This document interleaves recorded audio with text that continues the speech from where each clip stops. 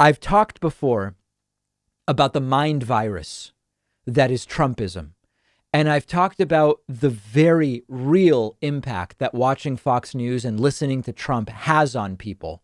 An Economist YouGov poll finds that 86% of Trump voters believe Joe Biden has not legitimately won the election. 86% of Trump voters fell for the Trump voter fraud scam, which, according to reports we got yesterday, Trump doesn't even really believe and is using just to pay off campaign debt. Trump built this up for months, saying it will be rigged. Voter fraud is for vote by mail is fraudulent, etc. And it worked. In a Washington Post poll, more than 75% of Trump voters believe Trump should not concede. So Trump does have the support of his base to continue not conceding, which, as a reminder, is merely a formality. Concession is not legally relevant. Now, even more interesting is that when asked whether Trump should contest the results of the election in court, about 85% of Trumpists believe Trump should go to court. Remember, the latest is Trump doesn't even think it will work.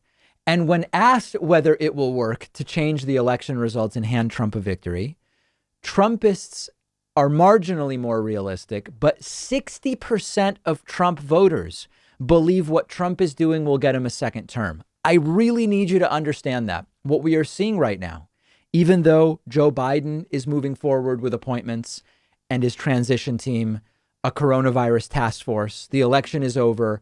Foreign leaders are calling Joe Biden. They're already setting up transition with Joe Biden. More than half of Trump voters expect that Donald Trump will be inaugurated to a second term on January 20th. This is a mind virus. Donald Trump succeeded, not in winning the election, but in using months of rhetoric about mail-in ballot fraud and rigged elections to convince most of his supporters that it was rigged and that Joe Biden didn't really win. But then we really need to get to the next part, which I mentioned earlier this week. If you watch Fox News at night, every anchor is saying this stuff. It was stolen. There was fraud, illegal votes, illegal ballots. If you only get your news from Fox News and you look at Trump's Twitter, why would you think anything else? Their go-to news sources are telling them exactly that. And 86% of Trump voters fell for it. 86% of Trump voters is more than 60 million people. 60 million people think Joe Biden didn't really win. These are doctors, your kids' teachers, accountants, waiters, truck drivers. You don't get 60 million from, unemployed basement dwelling Al-Qaeda, if you understand what I'm saying. Now, if you went and you interviewed some of these 60 million and you asked them, oh, okay, you think Trump actually won. By the way, why did you vote for Trump? What first term successes are you most proud of? What issues did you care about? Their answers will make no sense. And then you'll have a better understanding of how 86% fell for this voter fraud storyline. But I want to go back to where we started the week on Monday. As ignorant as they may be, as unempathetic as they may be, whatever you want to say about these people, whatever you want to believe about these people, there's 72 million of them. OK, Biden barely won when it came to the margins in the key 3 states that ultimately won this for him.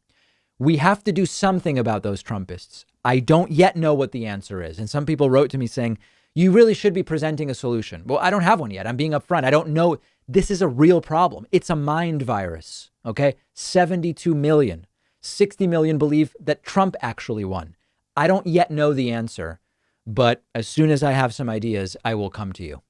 Privacy.com is one of our sponsors, and they're giving you $5 just for using their free service at privacy.com/Pakman. Privacy is a service I've been using for a while now. I love it. It saves me a bunch of headaches. It's completely free, and it's very quick to set up. And here's how it works.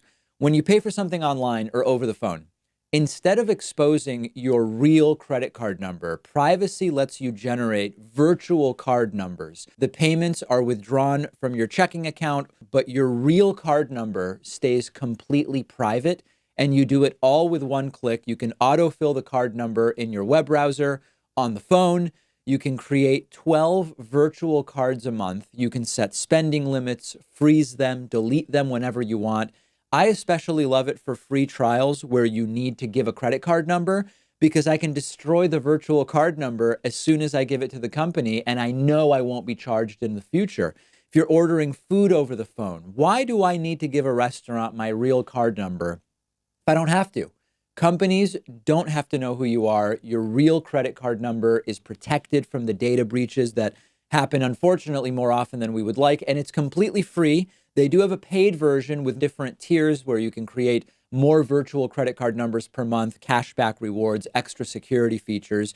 But go ahead and sign up for the free service. It's a no-brainer. Companies can't charge you unexpectedly.